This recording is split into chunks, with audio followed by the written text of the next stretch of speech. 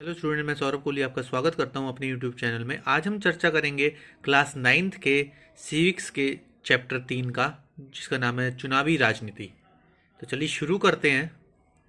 याद रखने योग्य बातें। लोकतंत्र में जनमत की बहुत अहम भूमिका होती है। उसके आधार पर ही सरकारों का गठन होता है। भारत में प्रत्येक 5 वर्ष में अपने प्रतिनिधि चुनते हैं जो नीति निर्माण का कार्य करते हैं। हर 5 साल बाद आम चुनाव निश्चित समय से पूर्व लोकसभा या विधानसभा के भंग होने पर मध्य अवधि चुनाव और किसी क्षेत्र के सदस्य की मृत्यु या इस्तीफे से खाली सीट के लिए उपचुनाव होता है। तो ये टर्म बहुत ही ध्यान रखने के लिए है कि आम चुनाव यानी कि जो हर 5 साल में होता है, लोकसभा का चुनाव वो आम चुनाव होता है, और जो विधानसभा का भी। मध्य अवधि यानी कि जो मिड टर्म में हो, यानी कि अभी 2-2.5 साल ही बीते हो या 1 साल बीते हो, किसी सदस्य की मृत्यु हो जाए या किसी ने इस्तीफा दे दिया हो, वो सीट खाली हो जाने पर जो चुनाव होता है वो उपचुनाव कहलाता है। चुनाव के सदस्य से देश को उनके अनेक क्षेत्रों में बांट लिया जाता है। इन्हें निर्वाचन क्षेत्र या सीट कहते हैं। लोकसभा में कुल 543 सीटें हैं। अनुसूचित जातियों के लिए 79 और अनुसूचित जनजातियों के लिए 41 सीटें आरक्षित हैं। क्षेत्र के अनुसार देश का सबसे बड़ा लोकसभा निर्वाचन क्षेत्र लद्दाख और सबसे छोटा चांदनी चौक है। मतदान की योग्यता रखने वाले लोगों की सूची को मतदाता सूची यानी कि वोटर लिस्ट कहते हैं। 18 वर्ष और उससे ऊपर की आयु वाले सभी नागरिक वोट डाल सकते हैं, यानी मतदान की योग्यता रखते हैं। भारत में चुनाव संपन्न कराने का कार्य एक निष्पक्ष व स्वतंत्र इकाई करती है, जिसे चुनाव आयोग कहते हैं। चुनावी नारे जैसे गरीबी हटाओ इंदिरा गांधी, लोकतंत्र बचाओ जनता पार्टी, जमीन जीतने वाले को वामपंथी दल, तेलुगु स्वाभिमान तेलुगु देशम पार्टी कहते हैं। लोकतांत्रिक चुनावों के लिए न्यूनतम शर्तें: हर किसी को मताधिकार, चुनावों में विकल्प उपलब्ध, नियमित अंतराल पर चुनाव, वास्तविक चुनाव, स्वतंत्र और निष्पक्ष चुनाव। अब स्वतंत्र और निष्पक्ष चुनावों के लिए उठाए गए क्या क्या कदम हैं। पहला है मतदाता सूची को ठीक से तैयार करना, सरकारी मशीनरी के दुरुपयोग पर नियंत्रण, मतदाताओं के लिए पहचान पत्र, चुनाव याचिकाओं का जल्द निपटारा, चुनाव में धन बल का प्रयोग की जांच। भारतीय चुनाव आयोग के अधिकारों की बात करें तो चुनाव प्रक्रिया का संचालन, आदर्श चुनाव आचार संहिता लागू करना तथा उल्लंघन करने वालों को दंडित करना, चुनावों के दौरान सरकार को दिशा निर्देश मानने के आदेश देना, सरकारी अधिकारियों को अपने अधीन कर चुनावी कामकाज लेना, जिन मतदान केंद्रों पर चुनाव ढंग से नहीं हुआ हो वो दोबारा चुनाव करवाना। निर्वाचन प्रक्रिया के विभिन्न चरण: चुनाव की घोषणा, चुनाव अभियान, मतदान, प्रत्याशियों का चयन, चुनावी घोषणा पत्र जारी करना, मतों की गणना, नामांकन पत्र भरना, चुनाव चिन्हों का आवंटन, परिणामों की घोषणा। 1 अंकों वाले प्रश्नों की बात करें तो निर्वाचन क्षेत्र या सीट किसे कहते हैं। चुनाव के उद्देश्य से देश को उनके क्षेत्रों में बांट दिया जाता है। हर क्षेत्र एक सीट कहलाता है। इस समय संसद के चुनाव के लिए कितने निर्वाचन क्षेत्र हैं? 543। मतदाता सूची वोटर लिस्ट किसे कहते हैं? जिसमें मतदान की योग्यता रखने वाले लोगों की सूची होती है। मध्य अवधि चुनाव से आप क्या समझते हैं? जो मिड टर्म, निश्चित समय से पूर्व लोकसभा के भंग होने पर देश में होने वाले चुनाव, जो कि हर 5 साल में होते हैं। क्षेत्रफल के अनुसार देश का सबसे बड़ा लोकसभा क्षेत्र निर्वाचन क्षेत्र है लद्दाख। क्षेत्रफल के अनुसार देश का सबसे छोटा लोकसभा निर्वाचन क्षेत्र है चांदनी चौक। सरकारी अधिकारी चुनावों में किसके आदेश का पालन करते हैं? चुनाव आयोग का।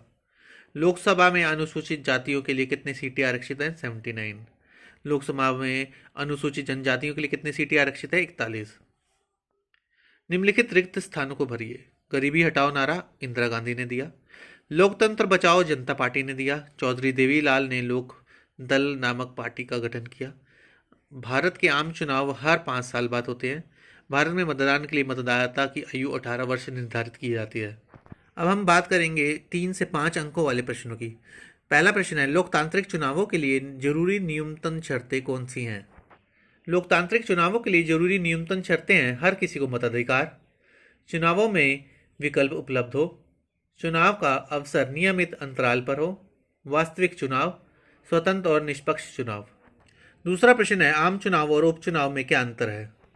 आम चुनाव और उपचुनाव में अंतर यह है कि 5 साल बाद सभी चुने हुए प्रतिनिधियों का कार्यकाल समाप्त हो जाता है, लोकसभा और विधानसभाएं भंग हो जाती हैं, फिर सभी चुनावी क्षेत्रों में होने वाला चुनाव आम चुनाव कहलाता है। किसी क्षेत्र के सदस्य की मृत्यु या इस्तीफे से खाली सीट के लिए चुनाव उपचुनाव कहलाता है। राजनीतिक दलों द्वारा अपनाए जाने वाले विभिन्न चुनाव प्रचार की प्रक्रिया का वर्णन कीजिए। इसका उत्तर है, चुनाव अभियान के विभिन्न माध्यम या साधन, पोस्टर लगाना, सभाएं करना, भाषण देना, जुलूस निकालना, घर घर जाकर मुलाकात करना। भारत में स्वतंत्र व निष्पक्ष चुनाव कराने के लिए क्या कदम उठाए गए हैं? स्वतंत्र और निष्पक्ष चुनाव कराने के लिए उठाए गए कदम: चुनाव से पूर्व मतदाता सूचियों को ठीक करना, सरकारी मशीनरी के दुरुपयोग पर नियंत्रण, मतदाताओं के लिए पहचान पत्र, चुनाव याचिकाओं का जल्द निपटारा, चुनाव में धन बल का प्रयोग और जांच। आदर्श चुनाव संहिता क्या है? इसके मुख्य प्रावधान क्या है? चुनाव अभियान के समय राजनीतिक दलों द्वारा पालन किए जाने वाले नियमों को चुनाव आचार संहिता कहा जाता है। इसके मुख्य प्रावधान इस प्रकार है: चुनाव के प्रचार के लिए किसी धार्मिक स्थल का प्रयोग नहीं किया गया जाएगा, सरकारी वाहनों, विमानों और सरकारी अधिकारियों का चुनाव प्रचार में उपयोग नहीं किया जाएगा, चुनाव की घोषणा के बाद सरकार द्वारा कोई भी नीतिगत फैसला नहीं लिया जाएगा एवं कोई योजना का शिलान्यास नहीं किया जाएगा। छठा प्रश्न, चुनावी कानूनों के अनुसार चुनावों के दौरान कोई भी उम्मीदवार या पार्टी क्या काम नहीं कर सकती? वह मतदाता को प्रलोभन, घूस या धमकी नहीं दे सकती, जाति या धर्म के नाम पर वोट मांगना अधिकार नहीं है, चुनावी अभियान में सरकारी साधनों का इस्तेमाल भी नहीं कर सकती, लोकसभा चुनाव में एक क्षेत्र में 25 लाख या विधानसभा क्षेत्र में 10 लाख से ज़्यादा खर्च नहीं कर सकती, चुनाव प्रचार के लिए किसी धर्म स्थल का भी प्रयोग नहीं कर सकती। भारतीय चुनाव आयोग के क्या अधिकार हैं? चुनाव अधिसूचना जारी करने से लेकर नतीजों की घोषणा तक चुनाव प्रक्रिया का संचालन, आदर्श चुनाव आचार संहिता लागू करना तथा उल्लंघन करने वाले उम्मीदवारों और पार्टियों को दंडित करना, चुनावों के दौरान सरकार को दिशा निर्देश मानने का आदेश देना, सरकारी अधिकारियों को अपने अधीन करके उनसे चुनावी कामकाज लेना, जिन मतदान केंद्रों पर चुनाव ढंग से नहीं हुआ हो वहां दोबारा चुनाव करवाना। भारतीय चुनाव आयोग के सामने कौन कौन सी चुनौतियां हैं? भारतीय चुनाव आयोग के सामने चुनौतियां: ज़्यादा रुपए पैसे वाले उम्मीदवारों और पार्टियों के गलत तरीके पर रोकथाम, आपराधिक पृष्ठभूमि और संबंधों वाले उम्मीदवारों पर लगाम कसना, पारिवारिक संबंधों की बुनियाद पर टिकट मिलने पर रोकथाम, मतदाता को चुनने के लिए ज़्यादा से ज़्यादा विकल्प उपलब्ध कराना, छोटे दलों और निर्दलीय उम्मीदवारों की परेशानी का निपटारा। 9वां प्रश्न है, निर्वाचन प्रक्रिया के विभिन्न चरण कौन कौन से हैं? तो इसके विभिन्न चरण हैं: चुनाव की घोषणा, प्रत्याशियों का चयन, नामांकन पत्र भरना, चुनाव चिन्हों का आवंटन यानी कि बांटना, राजनीतिक दलों द्वारा चुनावी घोषणा पत्र जारी करना, चुनाव अभियान, मतदान, मतों की गणना, परिणामों की घोषणा। तो इस प्रकार हमारा ये चैप्टर भी कंप्लीट होता है। तो आगे भी और भी 9th क्लास के चैप्टरों से जुड़ने के लिए इस चैनल को लाइक, शेयर एंड सब्सक्राइब करते रहें। धन्यवाद।